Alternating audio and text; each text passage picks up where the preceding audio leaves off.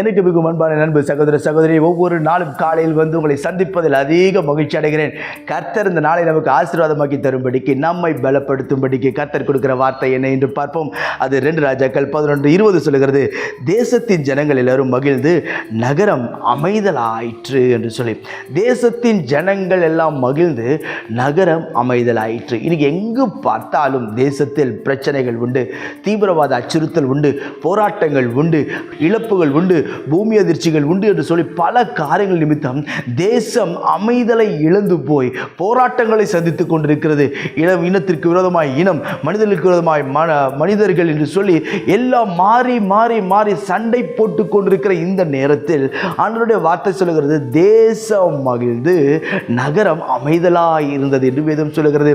நம்முடைய ஆண்டவர் சமாதானத்தின் தேவன். இன்றைக்கு ஒருவேளை உங்களுடைய வீட்டிலே சமாதானம் இல்லாமல் இருக்கலாம், குழப்பத்தோடு நீங்கள் உட்கார்ந்து கொண்டிருக்கலாம், இனிய வாழ்க்கையில் நம்பிக்கையில் இருக்கிற சூழலில் உட்கார்ந்து கொண்டிருக்கலாம், ஏதோ காரியம் இழந்தது போல் நீங்கள் உட்கார்ந்து கொண்டிருக்கலாம். கர்த்தர் உங்களை அமைதியாய் தங்க பண்ணுவார், நிம்மதியாய் தங்க பண்ணுவார், உங்களை வாழ வைப்பார்.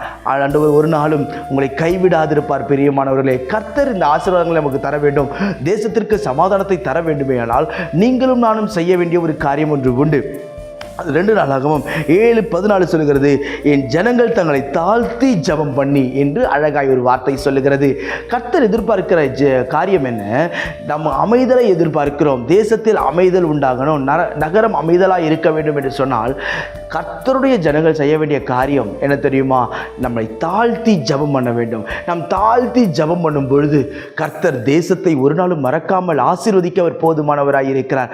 இந்த வார்த்தையை கேட்கிற நீங்களும் நானும் செய்ய வேண்டிய ஒரு காரியம் என்ன தெரியுமா? தாழ்த்தி ஜெபம் செய்வோம், இருதயத்தை தாழ்த்தி ஜெபம் செய்வோம். ஒரு நாளும் மேட்டிமை சிந்தையோடு தேவ சமூகத்தில் போகவே கூடாது. எந்த அளவிற்கு நாம் தாழ்த்தி ஜெபம் செய்கிறோமோ அந்த அளவிற்கு கர்த்தர் நம்மை ஆசீர்வதிக்கவும் பலப்படுத்தவும் உதவி செய்யவும் அவர் போதுமானவராய் இருக்கிறார். ஒரு நாளும் அவர் கைவிடாது இருப்பார். நான் உங்களுக்கு ஜெபிக்கட்டும். பரலோக பிதாவே, இந்த வார்த்தையெல்லாம் கேட்கிறேன் அன்பு சகோதர சகோதரி ஒவ்வொருவருக்கும் நான் ஜெபிக்கிறேன். கர்த்தருடைய கிருபை விளங்குவதாக. மகிமையான தெய்வம் மகிமையான காரியங்களை செய்யும், எல்லா தடைகளையும் நீக்கும், ஆச்சரியங்களை பார்க்கும்படி கர்த்தர் தருவீராக. ஆண்டவரே ஸ்தோத்திரம் ஐயா. எங்கெங்கெல்லாம் எந்தெந்த குடும்பத்திலெல்லாம் சமாதானம் இல்லாமல் இருக்கிறதோ இன்றைக்கு சமாதானத்தை ஊற்றும். எங்கள் தேசத்தை கர்த்தர் நீர் ஆசீர்வதிப்பீராக. கிருபை பெருகுவதாக. உங்கள் நாமத்தை நீங்கள் மகிமைப்படுத்தும். இயேசுவின் நாமத்தில் ஜெபிக்கிறேன் ஜீவனுள்ள பிதாவே. ஆமென். ஆமென்.